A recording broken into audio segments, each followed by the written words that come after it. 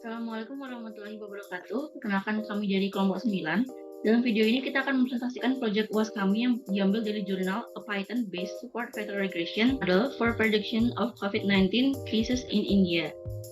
Namun sebelumnya, izinkan kami memperkenalkan diri terlebih dahulu. Saya Ana Agung Ibu Makosalia dengan NIM 187, Kudo 1027, dan ini rekan saya. Saya Zanjadan Abdul dengan NIM 187221031. Saya akan menjelaskan mengenai pendahuluan terlebih dahulu. Pada April 2020, tercatat lebih dari 3 juta kasus dan hampir 239.000 kematian di seluruh dunia. Pandemi ini sangat mempengaruhi kehidupan dan ekonomi India yang memiliki kepadatan penduduk tinggi. Lockdown total diberlakukan sejak Maret 2020.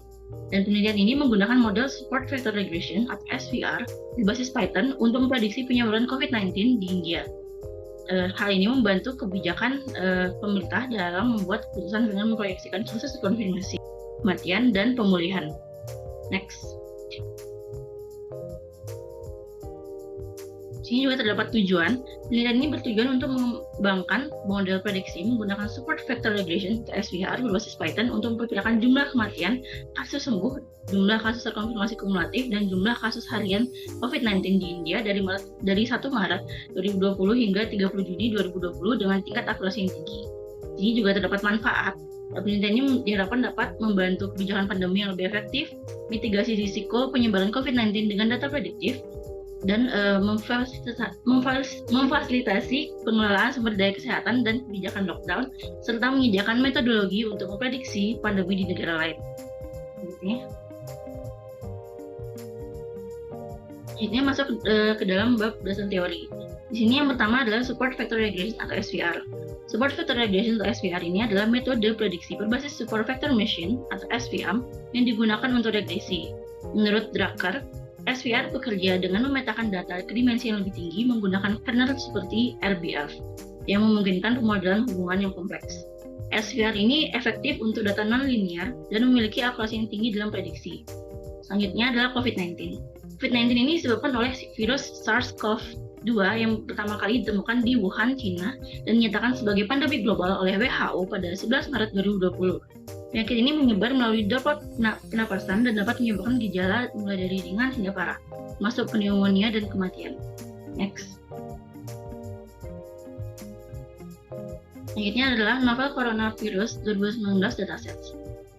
Dataset ini digunakan pada proyek ini adalah dataset Novel Coronavirus Dataset 2019 yang tersedia pada Kaggle. Dataset ini menyediakan diantaranya total pasien COVID-19 yang terkonfirmasi, total pasien yang sembuh, dan total kematian. Selain itu juga ada observation date, province atau state, dan juga country region, serta last update. Lalu dataset ini merekap daily basis dari tanggal 1 Maret 2020 hingga 30 Maret 2020 yang totalnya adalah 61 hari. Selanjutnya total kolom dalam dataset ini awalnya adalah 306.407 yang kemudian dipangkas menjadi 2.297 kolom sesuai dengan kasus COVID-19 yang ada di India. Selanjutnya masuk ke bab metodologi. Di sini terdapat persiapan dataset. Data ini diambil dari laporan harian COVID-19 yang mencakup jumlah kasus kematian, konfirmasi, dan pemulihan dari 1 Maret hingga 30 April 2020. Data ini dipecah menjadi set pelatihan 60% dan set pengujian sebanyak 40%. Next. Di sini yang pertama yang kita lakukan adalah mengimport package. Di sini ada import NumPy SNP yang itu adalah digunakan untuk manipulasi data dan operasi matematika dasar. Begitu juga dengan Pandas. Lalu ada SVR dari sklearn.svm yang mengimplementasi support vector regression. Lalu ada standard scalar yang itu digunakan untuk normalisasi fitur. Dan juga di sini juga ada trends test split yang digunakan untuk membagi data menjadi set pelatihan dan pengujian. Lalu ada mean squared error, R2-score, lalu ada mean absolute percentage error yang digunakan untuk evaluasi kinerja model. Lalu ada matplotlib.py-plot yang digunakan untuk visualisasi data. Lalu di sini kita juga memuat dataset yang dimana dataset kita ini bernama covid.csv. Nah, batas pertama menggunakan pd.readsv untuk membaca dari data dari file CSV yang bernama covid.csv dengan delimiter yang digunakan adalah titik koma. Lalu data yang dibaca disimpan dalam variabel data. Lalu fungsi print df head itu menampilkan 5 baris pertama dari data frame untuk memberikan gambaran tentang struktur dan konten datanya. Seperti yang dilihat dari output yang ada di bawah dari sintaks semua dataset ini. Selanjutnya kita menampilkan bentuk dataset. Nah, di sini kita mencetak bentuk atau jumlah baris dan kolom dataset untuk melihat berapa besar datasetnya. Di sini dapat terlihat bahwa dataset tersebut terdiri dari 2.257 baris dan 8 kolom, dan setiap barisnya mewakili satu entry, satu provinsi, negara, bagian pada satu tanggal tertentu, dengan masing-masing kolom memberikan informasi yang terkait dengan kasus COVID-19 seperti jumlah kasus konfirmasi, jumlah kematian, jumlah kesembuhan, dan informasi lainnya. Lalu selanjutnya adalah konversi tanggal pengamatan. Nah, di sini baris ini mengkonversi kolom observation date dari tipe data string ke tipe data datetime menggunakan fungsi pd.toDatetime. Yang ini penting untuk memanipulasi tanggal dan waktu yang tepat dalam menganalisis selanjutnya. Selanjutnya adalah grouping, penjumlahan, dan pengurutan nilai. Di sini kita mengelompokkan data berdasarkan tanggal observasi dan menjumlahkan nilai-nilai untuk setiap grupnya. Nah, di sini juga kita digunakan untuk menggabungkan data harian ke dalam satu entry per hari jika terdapat beberapa entry untuk hari yang sama. Lalu selanjutnya adalah menetapkan observation date sebagai indeks. Baris ini menetapkan kolom observation date sebagai indeks dari data frame. Hal ini dilakukan untuk memudahkan manipulasi data berbasis waktu seperti resampling atau pemfilteran berdasarkan tentang tanggal. Next. Selanjutnya adalah praproses data. Di sini data mentah diproses lebih lanjut dengan teknik normalisasi untuk memastikan semua fitur memiliki skala yang sama. Bagian dataset ini dilakukan untuk memastikan model dapat diuji secara akurat. Next. Di sini hal pertama yang kita lakukan adalah menangani nilai yang hilang. Langkah ini memeriksa apakah ada nilai yang hilang atau null dalam setiap kolom data frame dengan menggunakan data.isNull.Zoom. Jika ada nilai yang hilang, maka baris-baris tersebut akan dihapus menggunakan data drop NA yang ini memastikan bahwa dataset itu tidak memiliki nilai yang hilang yang dapat mempengaruhi analisis dan model produk prediksi. Di bawahnya adalah outputnya. Output tersebut menunjukkan bahwa tidak ada nilai yang hilang atau missing values dalam setiap kolom dataset ini. Nah, setiap kolom memiliki jumlah nilai yang lengkap, sehingga tidak perlu dilakukan langkah-langkah untuk mengatasi nilai yang hilang. Selanjutnya adalah kita memeriksa outlier dengan menghitung nilai kuartil dan rentang antar kuartilnya. Langkah ini itu menghitung kuartil pertama atau Q1 dan kuartil ketiga atau Q3 dari kolom numerik dalam dataset. Interquartile range kemudian dihitung sebagai selisih antara Q3 dan Q1. Nah, IQR ini yang akan digunakan untuk mengidentifikasi outlier dalam datanya. Selanjutnya kita mengidentifikasikan outlier-nya. Langkah ini yaitu mengidentifikasi baris-baris yang memiliki nilai outlier, yaitu nilai yang berada di bawah Q1 min 1,5 dikali IQR-nya. Dan juga di atas Q3 plus 1,5 kali IQR. Outlier ini ditandai dengan data frame dan hasilnya cetak untuk pemeriksaan. Selanjutnya adalah menghapus outlier. Di sini kita outlier yang teridentifikasi kemudian dihapus dari dataset, dan batas bawah atau lower bound-nya dan batas atas atau upper bound-nya itu dihitung berdasarkan IQR. Nah, filter outlier ini dibuat untuk menandai baris-baris yang mengandung outlier, dan baris-baris yang tersebut akan dihapus dari dataset. Setelah outlier dihapus, maka bentuk dataset dicetak untuk verifikasi perubahan.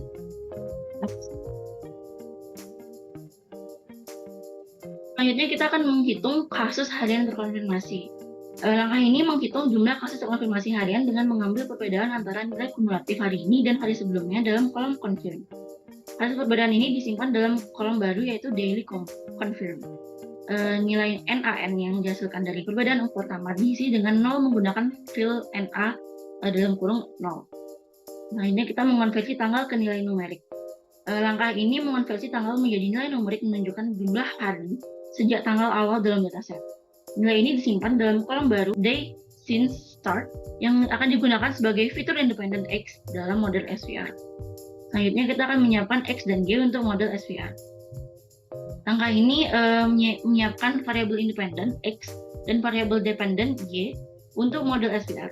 X ini diambil dari kolom day since start dan diubah menjadi array numpy 2 dimensi menggunakan reshape min 1,1 dan variabel dependent atau y-nya itu diambil dari kolom dates, confirmation, dan covered serta daily confirm juga.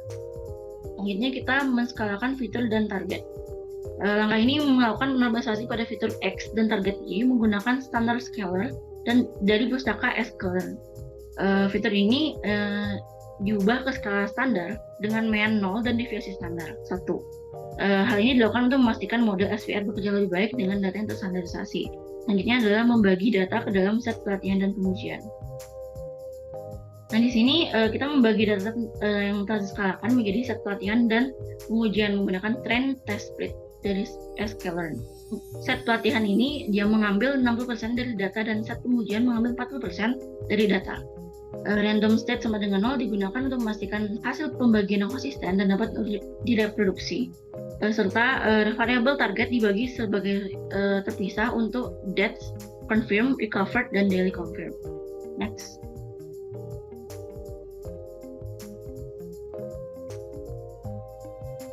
Selanjutnya ada support vector regression. Model SVR ini digunakan dengan kernel radial basis function atau RBF, kemudian diterapkan kalau di paper masih menggunakan Python 3.6.3, tapi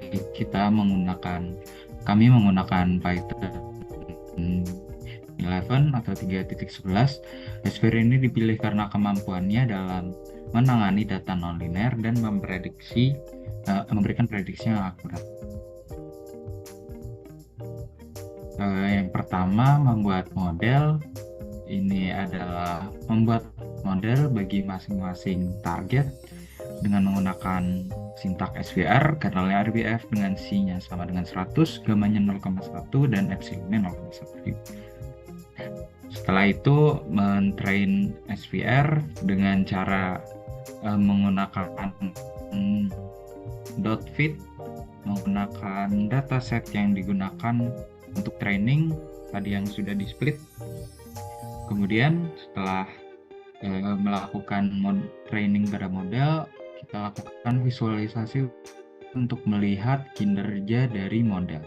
Visualisasi ini digunakan juga untuk memahami pola dan tren yang ada dalam data. Grafik yang digunakan seperti plot garis digunakan untuk menampilkan jumlah kasus terkonfirmasi, kematian, dan pemulihan dari waktu ke waktu. Kemudian setelah melakukan training, dilakukan juga prediksi menggunakan data testing untuk setiap model variabelnya. Setelah itu dilakukan visualisasi menggunakan plot. Grafik yang digunakan adalah plot scatter plot untuk visualisasi yang ini. Dilakukan visualisasi, setelah melakukan visualisasi model, dilakukan evaluasi kinerja model. Kinerja model dievaluasi menggunakan metrik seperti mean square error atau MSE, root mean square error atau RMSE, skor regresi, dan akurasinya. Metrik ini membantu dalam menilai seberapa baik model dalam memprediksi data. Yang pertama adalah menghitung MSE untuk setiap model menggunakan data testing dan data yang diprediksi.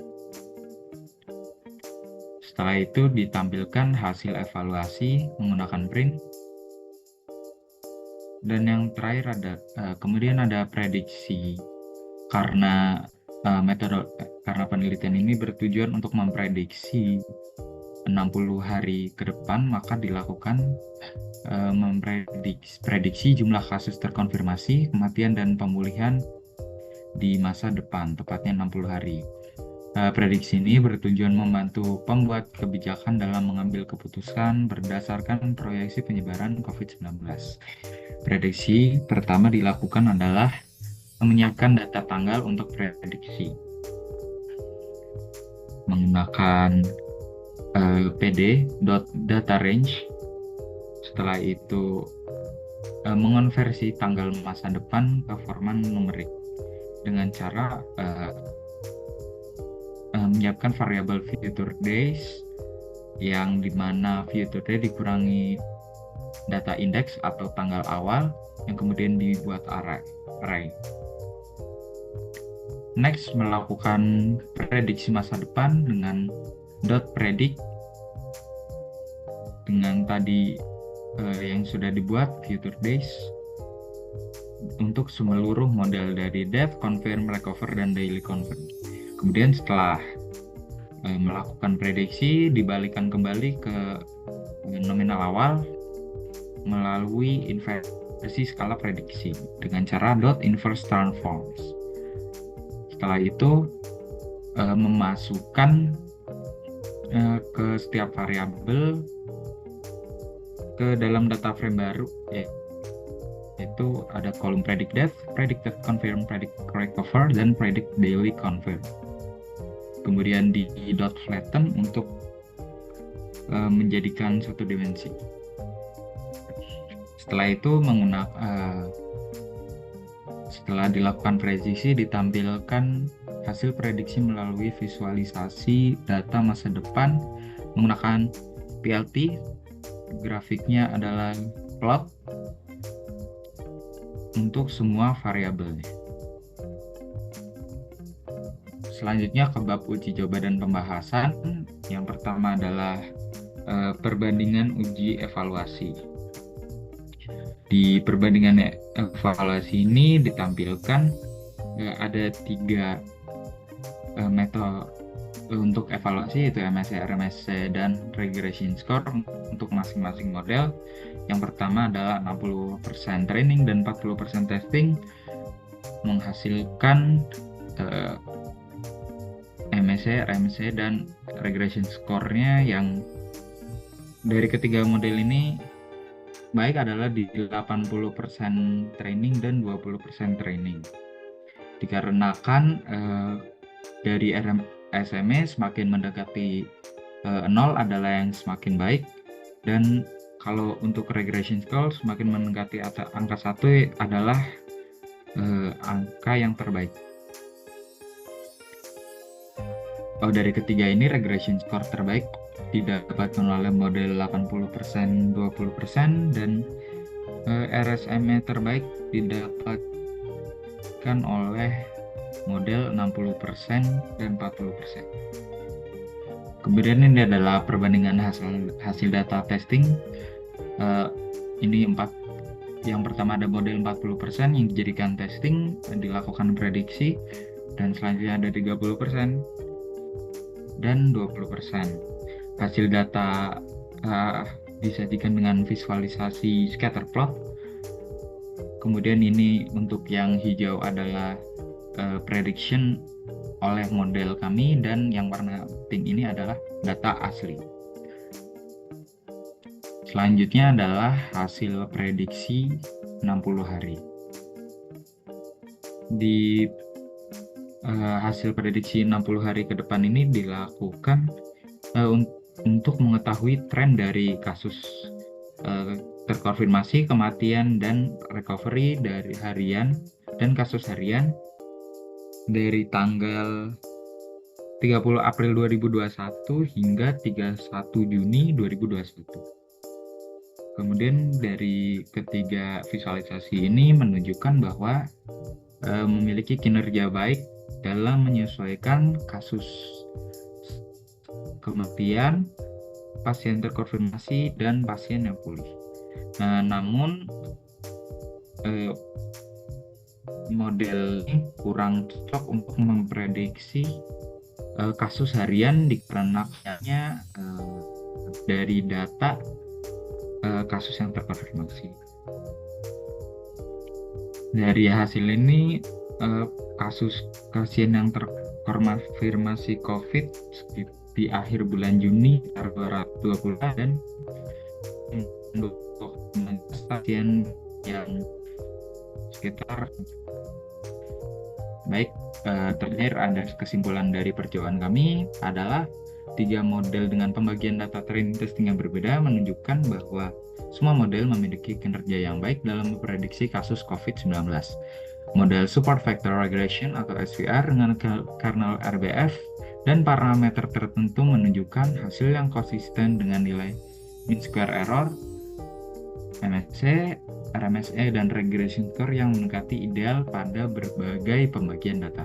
Meskipun terdapat sedikit perbedaan kinerja antar model, namun tren prediksi dari ketiganya tetaplah sama. Hasil prediksi untuk 60 hari ke depan mengindikasikan jumlah kasus terkonfirmasi COVID sekitar 225 juta, kematian sekitar 2,5 juta, dan pasien yang sembuh atau pulih sekitar 1,8 juta pada akhir Juni 2021. Saran untuk penelitian lebih lanjut adalah untuk terus memantau dan memperbarui prediksi dengan data